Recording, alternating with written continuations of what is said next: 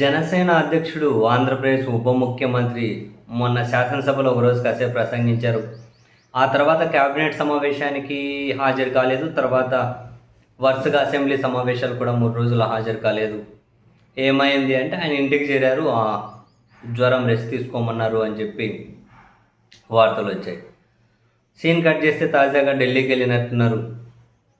So అక్కడ ఒక media అతను బంగ్లాదేశ్లో ప్రస్తుతం జరుగుతున్నటువంటి కొన్ని హింసాత్మక సంఘటనల మీద మీ స్పందన ఏంటి అని చెప్పి అడిగినట్లున్నారు. దాని గురించి ఏమంటారు అని. బహుశా ఈయనని ఎందుకు అడిగారు ఆ ప్రశ్న? ఎందుకంటే ఈయనేమి జాతీయ నాయకుడు, ఇంకొకరు కాదు కదా. కొన్నిసార్లు జర్నలిస్టులను వీళ్ళు అడిగిపించుకుంటారు ప్రశ్నలు, మీరు ఈ ప్రశ్న అడగండి అని. మరి ఇది కూడా అదే కోవలోకి చెందిందేమో నాకైతే తెలియదు, కానీ పోనీయండి, ఆ ప్రశ్న అయితే అడిగారు. దానికి మన జనసేన అధ్యక్షుడి సమాధానం ఏంటి?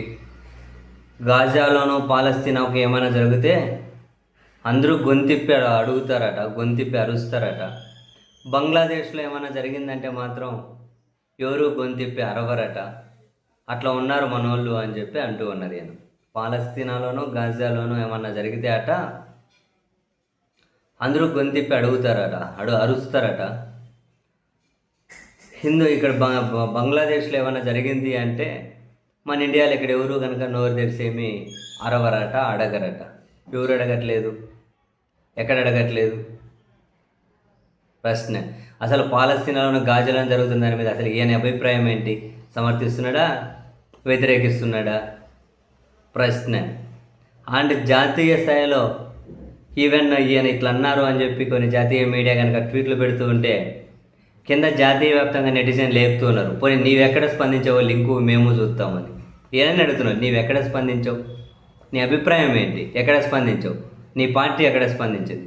నువ్వు ఎక్కడైనా కనుక ఇన్స్టిట్యూషన్స్కి రిప్రజెంటేషన్స్ ఇచ్చావా దీని మీద? ఇది ఆ లింకులు ఇవ్వు. నీవెక్కడ స్పందించావు? వేరే వాళ్ళ గురించి తర్వాత మాట్లాడదు అని చెప్పి చెప్తున్నారు. పోనీ ప్రధాని నరేంద్ర మోదీ గారు ఎక్కడ స్పందించారు? ఏది ఎక్కడ స్పందించారు చెప్పు, ఆ లింక్కి మేము చూస్తాం. నరేంద్ర మోదీ గారు స్పందించారు, నువ్వేడా స్పందించలే. స్పందించే వాళ్ళు స్పందిస్తూ ఉన్నారు. పైగా ఉల్టా ఎదుటి వాళ్ళను వాళ్ళు స్పందించరు, వీళ్ళు స్పందించరు, ఈ కథలన్నీ ఎందుకు అని చెప్పి గట్టిగా ఎత్తున్నారు. సీరియస్లీ నిజం. మరి వీళ్ళు ఏం స్పందించారు, ఏం చర్యలు తీసుకున్నారు, ఏంటి వీళ్ళ స్టెప్? అంత మన ఆంధ్రప్రదేశ్ వరకు వద్దాం. 7 సంవత్సరాల పాపను అత్యాచారం చేసి డ్రమ్ములో కుక్కేసి చంపేస్తే ఈయన ఎక్కడైనా స్పందించారా? ఏది ఆ లింకు పెట్టండి చూద్దాం. ఎక్కడైనా స్పందించాడా? పాలు కలితే అంతమంది చనిపోతే ఎక్కడైనా స్పందించాడా? ఎవరైనా వెళ్ళి పరామర్శించాడా? ఎవరికైనా వెళ్ళి ధైర్యం చెప్పారా?